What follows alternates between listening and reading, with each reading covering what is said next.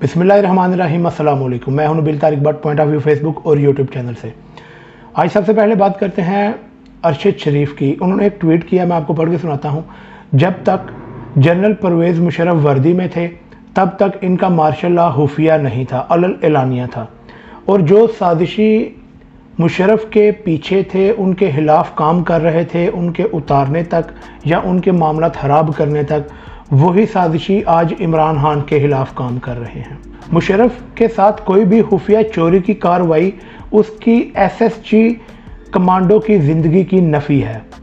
ये मुशर्रफ का आखिरी खिताब है। आप भी सीखिए और आप भी सीखिए और इससे कोई सबक हासिल करें। मेरी अल्लाह ताला से दुआ है कि अल्लाह ताला पाकिस्तान को अपनी हिफाजत में रखे। अल्लाह ताला इस मुल्क को साजिशों से महफूज रखे। अल्लाह ताला अवाम की मुश्किलें आसान करे।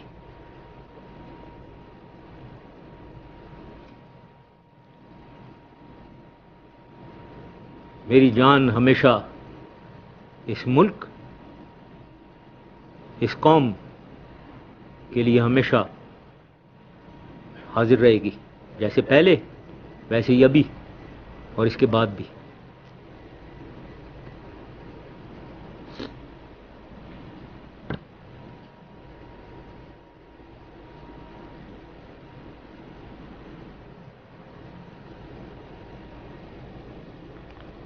आखिर में पाकिस्तान का खुदा हाफिज। इमरान खान का एक बयान बहुत बेहतरीन था, इसमें सबक आमेज़ लाइनें थी, तो वो मैं आपको पढ़ के सुना देता हूँ। कूफा के मुसलमानों को पता था कि हज़रत इमाम हुसैन हक पर हैं, लेकिन यजीद के जुल्म के डर से उन्होंने इनकी मदद नहीं की। हर दौर में एक यजीद आता है जो अपने खौफ से लोगों को डराता है, ये इमरान खान का कहना था। इसके अलावा ट्वीट की बात हो रही है तो वीना मलिक पीछे कैसे रह सकती हैं। उनका एक ट्वीट आया, मैं आपको वो भी पढ़ के सुनाता हूँ। ब्रिगेडियर राशिद अपना नाम बदलकर मकसूद चपड़ासी रख लें, ए तेनों सूट करदा है। समझ रहे हो आप समझ रहे हो? क्योंकि जब से ये हुकूमत आई है कोई काम अच्छा पाकिस्तान के हक में हुआ तो नहीं है। और एक और बुरी खबर है, मैं आपको वो भी बता देता हूँ कि आपने देखा होगा खबरों में, कल हमारे प्राइम मिनिस्टर शहबाज शरीफ ने एक ऐलान किया कि हम कोयला अफ़गानिस्तान से खरीदेंगे। तो जैसे ही पाकिस्तान ने अफ़गानिस्तान से कोयला खरीदने की बात की तो तालिबान ने फ़ी टन कोयले की कीमत, जो कि पहले $90 थी, उसको बढ़ाकर $200 कर दिया फ़ी टन। तो ये है हम मुस्लिम उम्मा, और लेकिन सूद हम पर हराम है। सूद से याद आया, ये कुछ एक रिपोर्ट मेरे सामने कल परसों से चल रही थी, माजरत के साथ मुझे ये बताना याद नहीं रहा। सूद के खिलाफ अदालत का फैसला सुप्रीम कोर्ट में चैलेंज कर दिया गया। ये 4 वो बैंक हैं, मैं आपको नाम पढ़ के सुना देता हूँ।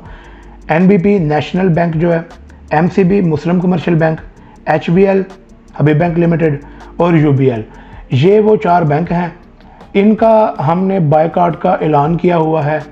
ये सोशल मीडिया पे 2-3 दिनों से चल रही थी, तो मैंने सोचा इस पे मैं भी अपना वर्डिक्ट दे दूं।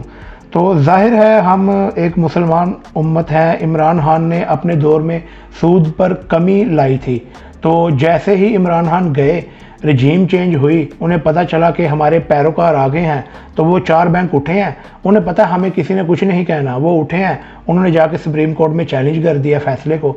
तो देखें अब उस पर क्या बनता है, अभी तक उसकी कोई समाअत हुई नहीं है। तो इस वजह से हमने ये बैंकों का बायकॉट करना है। अगर तो आपको आपके इन बैंकों में पैसे हैं तो एज ए मुस्लिम आप इन्हें हमें सपोर्ट करें, तो इन बैंकों से पैसे निकलवाएं, किसी और बैंक में रख लें, क्योंकि ये बैंक सूद के खिलाफ निकले हुए हैं कि हमारा सूद और बढ़ाएं, ताकि हमारे, जाहिर है बैंकिंग चैनल है ही सूद सारा, तो उनको फ़ायदा हो। तो इस पे हम कंडेम करते हैं। उसके अलावा एक पेशरफ्त ये हुई है कि कराची के बाद, जैसे कराची में एहतजाज हुआ लोड शेडिंग के ख़िलाफ़, गवर्नमेंट के ख़िलाफ़ लोग निकले, तो पुलिस एहलकार ने अपनी, गवर्नमेंट ने कह लें कि अपनी मशीनरी का इस्तेमाल करते हुए उन पर डंडे सोटे चलाए अवाम पर।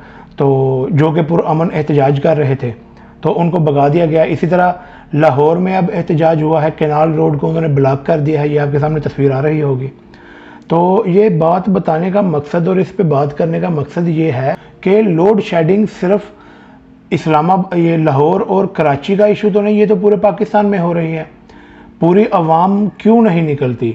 जैसे मैं आपको एक छोटी सी मिसाल देता हूँ, जब ये लास्ट टाइम इमरान खान ने एहतजाज की, पुरअमन एहतजाज की कॉल दी, जब वो निकले और ये सब शहरों में एहतजाज हुआ, तो जब हम पैरिस रोड पे पहुँचे तो सियालकोट की आबादी तकरीबन 7.5 लाख है, 7.5 लाख से ऊपर है।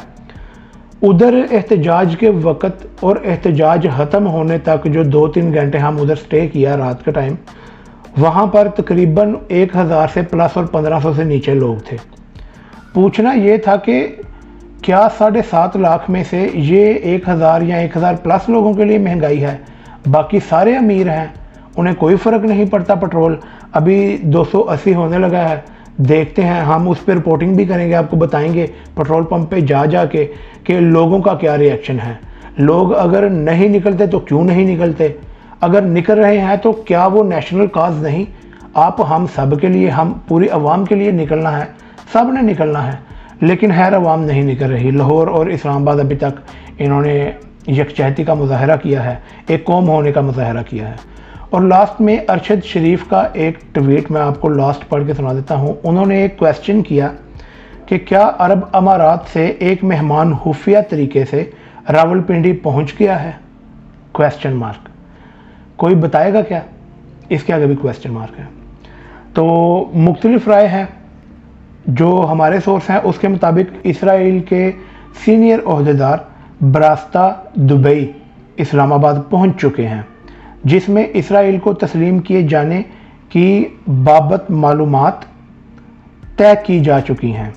और इसमें फजलुर रहमान की सऊदीया में जो विज़िट इन्होंने किया था, तब ये उधर सऊदीया अरब में इसराइली सफ़ीर से मिले थे। मेरा सवाल इसमें यह है JUI से, अपने आप लीडर को क्यों नहीं पूछते कि आप सऊदीया में है? तब पहले तो पता नहीं था, अभी ये वीडियो के बाद आप बेशक पूछिएगा, अपने सीनियर से सवाल तो करें कि आप इसराइल में, उधर सऊदीया में इसराइली सफ़ीर से मिले थे या नहीं मिले थे।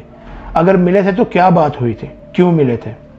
खैर, फजलुर रहमान की सफ़ीर से मुलाकात के बाद तेज़ी आई और असल फैसला साजों को इज़्ज़त अता करने के लिए वो मासूफ यहाँ पर तशरीफ़ ला चुके हैं और इनको इनामात से नवाजेंगे, शायद अरबों डॉलरों से या $मिलियन से नवाजेंगे। तो आज की वीडियो के लिए इतना ही। हमारे YouTube चैनल, अगर वीडियो पसंद आई है तो लाइक करें, सब्सक्राइब करें हमारे YouTube चैनल को, पॉइंट ऑफ व्यू को और फेसबुक को। तो इसके साथ मुझे इजाज़त दीजिए। अस्सलाम वालेकुम।